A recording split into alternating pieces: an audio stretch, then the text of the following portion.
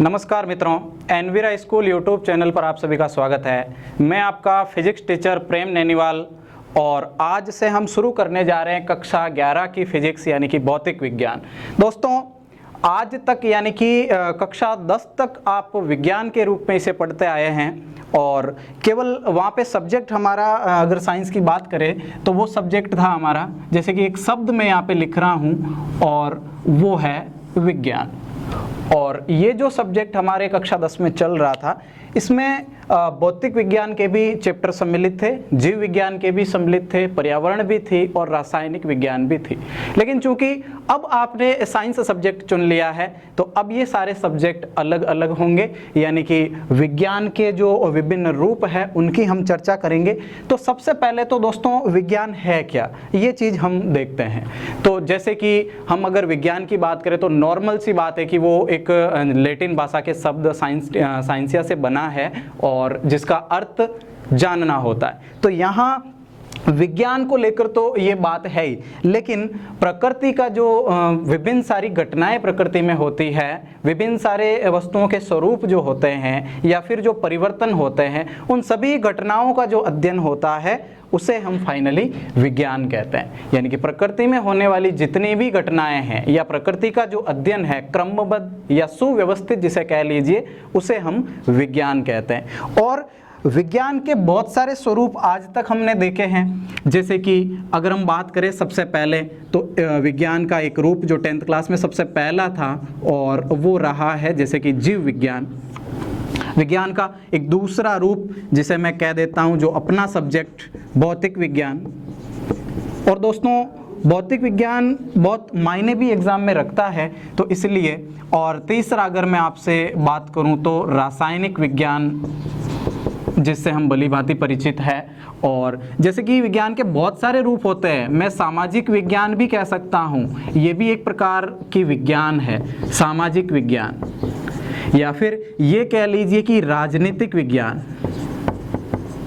राजनीतिक विज्ञान, ये सारे के सारे जो स्वरूप है वो विज्ञान के हैं। या फिर मैं आपसे बात कर लूँगा गणित की, ये भी विज्ञान का एक रूप है। तो तमाम सारी जो जानकारी है, तमाम सारा जो ज्ञान है, उसे हम फाइनली कहते हैं विज्ञान। और अब चूंकि हम 10th से 11th में आ गए हैं तो विज्ञान के जो नए रूप है, यानी कि हम चर्चा यहाँ पे जीव विज्ञान की करना चाह रहे हैं कि जीव विज्ञान आपका सब्जेक्ट रहेगा। अच्छा, रासायनिक विज्ञान आपका एक सब्जेक्ट रहेगा और यहाँ पे भौतिक विज्ञान आपका एक सब्जेक्ट रहेगा, जिसकी चर्चा आज हम इस वीडियो में करेंगे। तो दोस्तों हमें पता चल गया कि भौतिक विज्ञान विज्ञान की ही एक शाखा है, यानी कि विज्ञान की एक शाखा है। परिभाषा हम इसकी देना चाहेंगे कि भौतिक विज्ञान कहते किसे हैं। तो दोस्तों प्रकृति में बहुत सारे जो परिवर्तन होते हैं उसके अध्ययन को, मूल जो परिवर्तन होते हैं या फिर प्रकृति का जो अध्ययन है विज्ञान की जिस शाखा में किया जाता है, उस शाखा को हम यहाँ पे नाम देंगे भौतिक विज्ञान। तो फाइनली हम भौतिक विज्ञान की यहाँ पे चर्चा करना चाहेंगे, फिजिक्स की चर्चा करना चाहेंगे जो आपके यहाँ स्टार्ट होती है। और उस फिजिक्स की अगर हम बात करें भौतिक विज्ञान की, तो यहाँ भौतिक विज्ञान में बहुत सारे मूल परिवर्तन कह लीजिए कि विज्ञान की वो शाखा, विज्ञान तो हमने जान लिया कि जिसमें प्रकृति का अध्ययन होता है और इसका मतलब तो जानना होता है, यानी कि सारा का सारा जो ज्ञान है, भले मैं सामाजिक विज्ञान को लेके बात करूँ या राजनीतिक विज्ञान को लेके बात करूँ, ये विज्ञान का ही एक हिस्सा है। यानी और यदि मैं भौतिक विज्ञान की बात करूँ तो प्रकृति के वो मूल परिवर्तन इसमें सम्मिलित होते हैं, यानी विज्ञान की वो शाखा जिसमें हम प्रकृति के मूलभूत जो आपके होते हैं परिवर्तन, उनका जो अध्ययन करते हैं वो भौतिक विज्ञान। तो इस रूप में आप इसकी परिभाषा नॉर्मली दे सकते हैं। और अगर मैं और किसी दूसरी परिभाषा की बात करूं तो एक छोटी सी बात है, यहाँ पे हम जरा इससे हटकर बात करते हैं। कैसे? मैं एक शब्द यहाँ पे लिख रहा हूं और वो है द्रव्य। और द्रव्य को आप भली भांति जानते ही है छोटी क्लासों से कि द्रव्य क्या है। जैसे कि वो सारी की सारी वस्तुएं, वो सारी वस्तुएं जो जिसका द्रव्यमान होता है और जो स्थान घेरती है, यानी कि ऐसी वस्तुएं जिनका भार होता है, जिनमें द्रव्यमान होता है और वो स्थान भी घेरती है, वो सारी की सारी वस्तुएं जो प्रकृति में विद्यमान है वो द्रव्य कहलाएगी। यानी कि कोई भी वस्तु ले लीजिए, आप वायु को ले लीजिए, जो भी है वो सारा का सारा द्रव्य। और एक दूसरा शब्द मैं यहाँ पे ऐड करना चाह रहा हूँ आपको परिभाषा समझाने के लिए, और वो है ऊर्जा, एनर्जी। ऊर्जा क्या है? हमने पढ़ा है कि कार्य करने की जो क्षमता होती है उसे हम ऊर्जा कहते हैं। लेकिन द्रव्य और ऊर्जा, मैं यहाँ लिख देता हूँ कि द्रव्य जिसमें द्रव्यमान हो, जिसमें द्रव्यमान हो वो कहलाएगा द्रव्य, और जो स्थान भी घेरता हो, स्थान घेरता हो, जैसे आपको पता वायु जो है वो स्थान घेरती है। और दूसरे नंबर पे यदि मैं ऊर्जा की बात करूं तो कार्य करने की क्षमता, उसे हम कहेंगे यहाँ पे ऊर्जा। मैं इसे रिप्रेजेंट करूंगा ई से। और द्रव्य जो है जिसमें द्रव्यमान होता है, तो मैं द्रव्यमान को स्मॉल m यहाँ पे नाम दूंगा, कोई बड़ी बात है नहीं।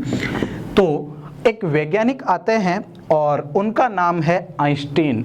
सुनिए जरा बात को कि एक मैंने आपको बताया है द्रव्य और दूसरा मैंने आपको बताया है ऊर्जा। अब एक वैज्ञानिक का नाम यहाँ पे मैं ऐड करता हूँ और उनका नाम है आइंस्टीन।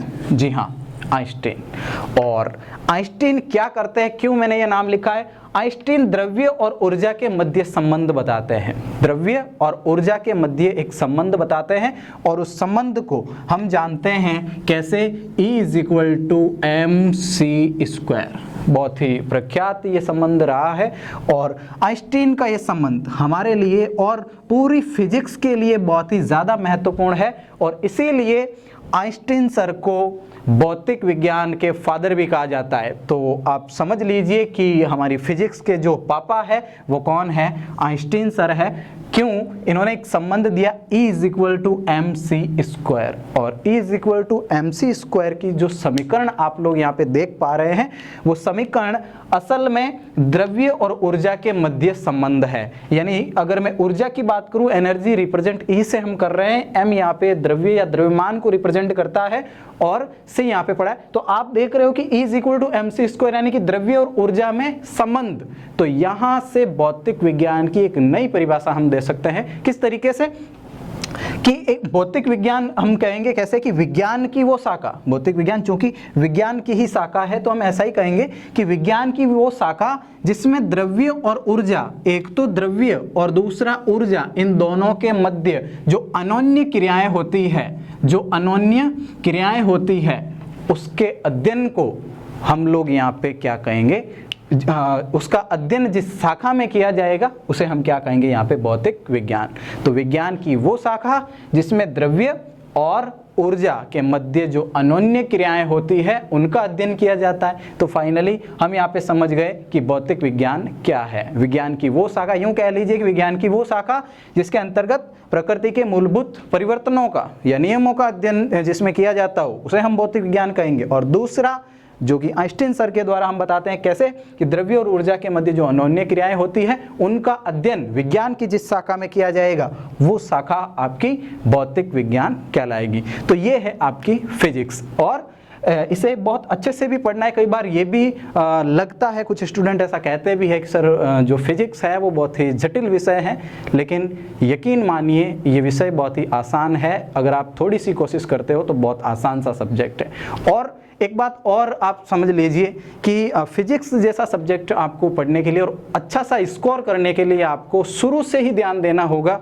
अगर आप शुरू से रास्ता भटक जाते हो या इसको बराबर से आप नहीं पढ़ते तो ये जटिल हो भी सकता है, लेकिन अगर आप शुरू से ध्यान देते हो तो बिल्कुल भी जटिल विषय नहीं है। इस बात का पूरा ख्याल रखें।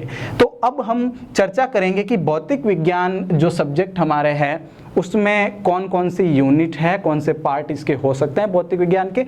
जैसे विज्ञान के बहुत सारे पार्ट हमने आपको बताए, ठीक उसी तरीके से भौतिक विज्ञान के भी बहुत सारे पार्ट हो जाते हैं, जैसे कि यांत्रिकी हो जाता है, मैकेनिक्स जिसे हम कहते हैं, और जैसे कि उष्मागतिकी हो जाता है, मॉडर्न फिजिक्स है आपकी। तो इसी तरीके से ये सारे हम चर्चा करेंगे कि भौतिक विज्ञान यहाँ पे पार्ट भौतिक विज्ञान के कितने हैं। तो दोस्तों फिजिक्स जो है हमारे यहाँ पे फिजिक्स हम दो पार्ट में इसको डिवाइड करते हैं। हम लोग पहला जो इसका पार्ट है मैं हिंदी में आपको बताना चाहूँगा, जिसे हम कहेंगे चिर सम्मत भौतिकी। चिर सम्मत भौतिकी फिजिक्स जो आपकी रहेगी, यानी हम ऐसा कह सकते हैं कि क्लासिकल फिजिक्स, यहाँ पे हम इसे क्लासिकल फिजिक्स कहेंगे। तो ये लीजिए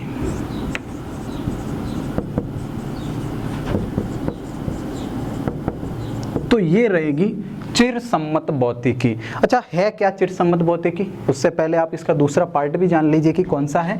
उसे हम कहेंगे यहाँ पे आधुनिक भौतिकी। तो ये लीजिए, आधुनिक, जान गए होंगे आप आधुनिक नाम से ही, आधुनिक भौतिकी। तो दोस्तों, चिरसम्मत भौतिकी और आधुनिक भौतिकी फर्क सिर्फ इतना सा है कि ये मॉडर्न फिजिक्स है,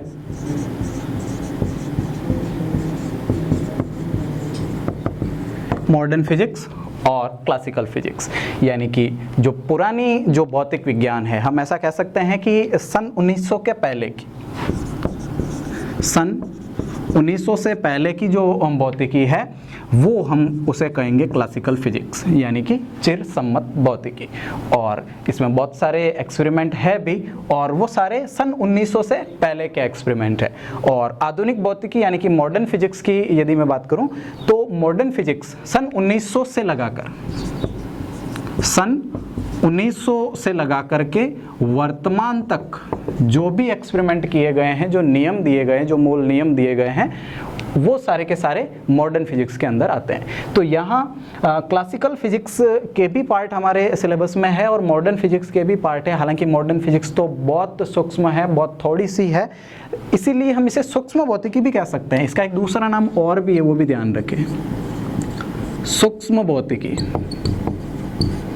और हम ऐसा कह सकते हैं क्वांटम भौतिकी। ये सारे के सारे नाम आप ध्यान रखें, क्वांटम भौतिकी कह लो या सूक्ष्म भौतिकी कह लो या फिर आधुनिक भौतिकी कह लो, मॉडर्न फिजिक्स कह लो, सब एक ही है।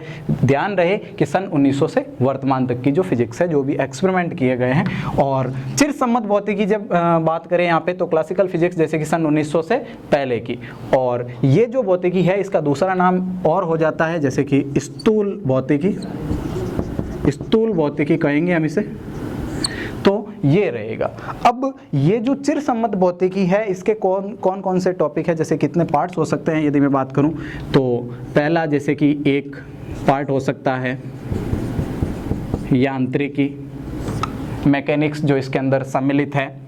दूसरा पार्ट जैसे कि उष्मागतिकी, थर्मोडायनेमिक्स, और वो भी इसके अंदर है, वो भी क्लासिकल फिजिक्स के अंदर आती है आपकी यांत्रिकी, उष्मागतिकी को ले लीजिए। या फिर बहुत ही अच्छा सब्जेक्ट और वो है प्रकाशिकी, ऑप्टिक्स की मैं बात कर रहा हूँ, वो भी आपके इसमें, हालांकि ऑप्टिक्स के 2 चैप्टर तो रहेंगे चिरसम्मत भौतिकी को लेकर, लेकिन जैसे ही प्रकाश विद्युत प्रभाव, रमन प्रभाव हम पढ़ने लगते हैं तो धीरे धीरे हम आधुनिक भौतिकी की तरफ यानी कि मॉडर्न फिजिक्स की तरफ बढ़ने लगते हैं। तो यहाँ ये सारे इसके जो है पार्ट रहेंगे। जैसे कि और ले लीजिए विद्युत चुंबकत्व, विद्युत चुंबकत्व, ये भी स्थूल भौतिकी का एक पार्ट है। और अगर और हम बात करें आगे तो जैसे कि तरंग गति, वेव मोशन जो है, वो भी आपके स्थूल फिजिक्स में है। तो यहाँ ये सारे के सारे टॉपिक रहेंगे। यांत्रिकी, फाइनली हम यांत्रिकी के अंदर 2 चीज़ें पढ़ने वाले हैं यहाँ पे। जैसे पहली जो आपकी रहेगी वो रहेगी स्थितिकी, यानी कि जिसमें हम स्तर पिंडों का अध्ययन करेंगे। कोई पड़ी हुई वस्तु है जिसका वेग शून्य है, वो विराम अवस्था में है, तो उसकी चर्चा हम करेंगे, वो स्थितिकी में करेंगे, यानी कि स्तर पिंडों का अध्ययन। और दूसरा हम यहाँ पे जो है गतिकी का अध्ययन करेंगे।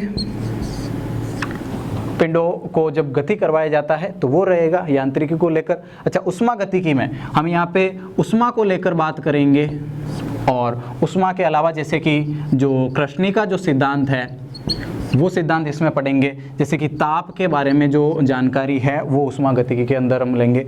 और ऑप्टिक्स जैसे कि प्रकाशिकी की मैं बात कर रहा हूँ, तो यहाँ पे इसमें हम फाइनली प्रकाश की जो घटनाएं हैं उन घटनाओं का यहाँ पे अध्ययन करेंगे। बहुत सारी घटनाएं जैसे कि परावर्तन अपवर्तन को लेकर, तो वो समस्त घटनाएं या फिर जो प्रकाश विद्युत प्रभाव है वो सारी की सारी घटनाएं प्रकाशिकी के अंदर आती है। और प्रकाशिकी जो आपके यहाँ पे एक हिस्सा है वो चिर सम्मत भौतिकी में भी सम्मिलित है और आधुनिक भौतिकी में भी है, यानी कि इसका जो हिस्सा है थोड़ा सा वो मॉडर्न फिजिक्स के अंतर्गत भी आता है। और विद्युत चुंबकत्व, यहाँ पे हम जो विद्युत के अंदर जो चुंबक का सिद्धांत है वो हम पढ़ेंगे यहाँ पे, फाइनली चुंबक को लेकर हम यहाँ पे बातें करेंगे। और तरंग गति, वेव मोशन के अंदर बहुत सारी तरंगों की गति के बारे में भी अध्ययन हम करेंगे। तो ये सारा का सारा रहेगा क्लासिकल फिजिक्स के अंदर।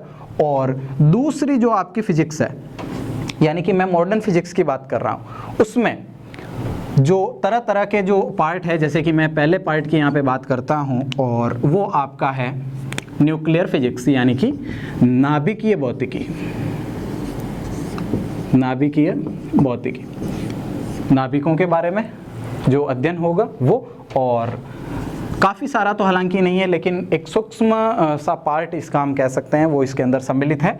और नाभिकीय भौतिकी के बाद हम पढ़ेंगे परमाणु भौतिकी। परमाणु भौतिकी के बाद कण सिद्धांत, कण सिद्धांत या कण भौतिकी जिसे आप कह लीजिए। तो ये तमाम सारे जो टॉपिक है, हालांकि मॉडर्न फिजिक्स भी लंबी चौड़ी है, लेकिन फिर भी ये कुछ हिस्से रहेंगे जो हम फाइनली यहाँ पे चर्चा करेंगे। तो यहाँ दो प्रकार से हम इसको पढ़ रहे हैं कि एक तो चिर सम्मत भौतिकी है यानी कि क्लासिकल फिजिक्स है, और दूसरी आधुनिक भौतिकी यानी कि मॉडर्न फिजिक्स है। दोनों ही के पार्ट्स में आपको यहाँ पे बता रहा हूँ कि अगर यांत्रिकी की बात की जाए, उष्मा गतिकी की बात की जाए, प्रकाशिकी की बात की जाए, या विद्युत चुंबकत्व या तरंग गति को लिया जाए, तो ये सारा का सारा क्लासिकल फिजिक्स के अंदर आता है, यानी कि जो पुराने एक्सपेरिमेंट है उसकी बात मैं कर रहा हूँ। और दूसरा यानी कि जो मॉडर्न फिजिक्स है, यहाँ हम न्यूक्लियर यानी कि जो नाभिक है उसके बारे में चर्चा करेंगे, नाभिकीय भौतिकी, परमाणु भौतिकी, और जो आपका कण सिद्धांत है, कण सिद्धांत, इनकी हम चर्चा करेंगे। और भी कई सारे इसके पार्ट हो सकते हैं परमाणु अणु को लेकर, तो उन सब की चर्चा हम मॉडर्न फिजिक्स के अंदर करेंगे। तो फाइनली हम ये जानेंगे कि आखिरकार इससे यानी कि चिर सम्मत भौतिकी से कौन कौन से चैप्टर डाले गए, वो कितने अंकबार उनका रहेगा, और आधुनिक भौतिकी क्या है, और उसका जो है कौन कौन से पार्ट हमारे सिलेबस यानी 11th के सिलेबस में डाले गए हैं, उसकी चर्चा करेंगे। क्या उनका अंकबार रहेगा वो एक बार हम जान लेते हैं। तो अब हम चर्चा करते हैं आपके सिलेबस की, यानी कि कुल मिला के अगर हम बात करें तो आपके फिजिक्स में 10 यूनिट है, और उन 10 यूनिट में से जो आपकी पहली यूनिट है वो भौतिक जगत तथा मापन, यानी पहली जो यूनिट है भौतिक जगत तथा मापन, इसमें कुल मिलाकर के 2 चैप्टर हैं। पहले की यदि मैं बात करूं तो वो है भौतिक जगत, और इसमें हम भौतिक विज्ञान का इंट्रोडक्शन कर रहे होंगे, उसकी चर्चा कर रहे होंगे, उसे जान रहे होंगे कि वो है क्या। तो ये है भौतिक जगत को लेकर।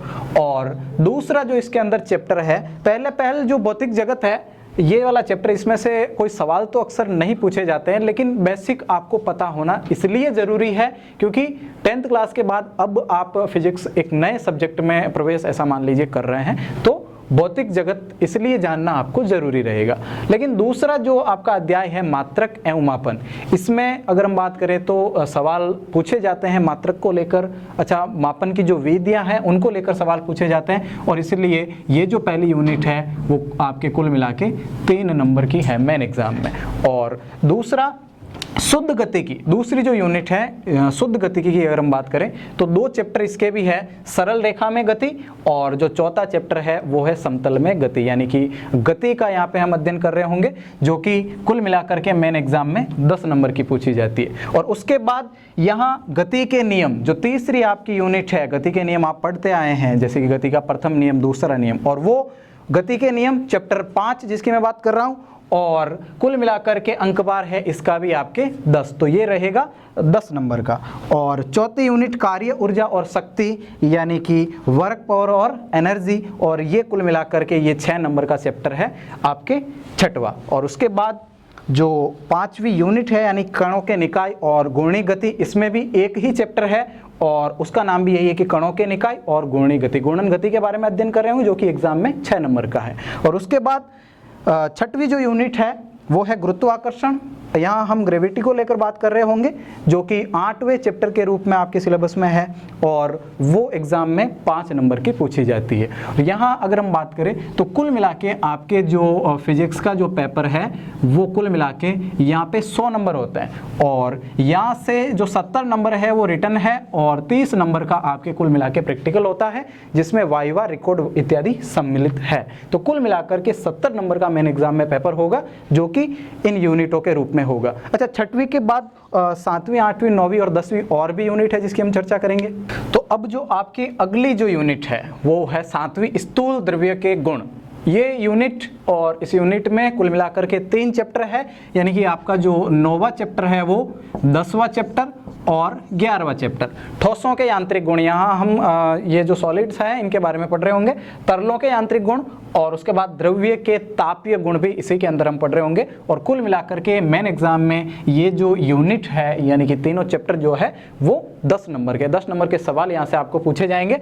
और 8वीं जो यूनिट है वो है थर्मोडायनेमिक्स, यानी कि उष्मागतिकी को लेकर मैं बात कर रहा हूँ और इसमें केवल एक ही चैप्टर है और चैप्टर का नाम भी उष्मागतिकी है, कंफ्यूज होने की आवश्यकता है ही नहीं बिल्कुल। और मेन एग्जाम में ये भी 5 नंबर का मायना रखती है। दूसरा यानी कि आपकी जो 9वीं यूनिट है, आदर्श गैस का व्यवहार, आदर्श गैस जो है उसका व्यवहार हम पढ़ रहे होंगे, इसके बहुत सारे गुण हम पढ़ रहे होंगे और गैसों का अणुगतिक सिद्धांत। और इस यूनिट में केवल और केवल एक ही चैप्टर है, वो है अणुगतिकी सिद्धांत।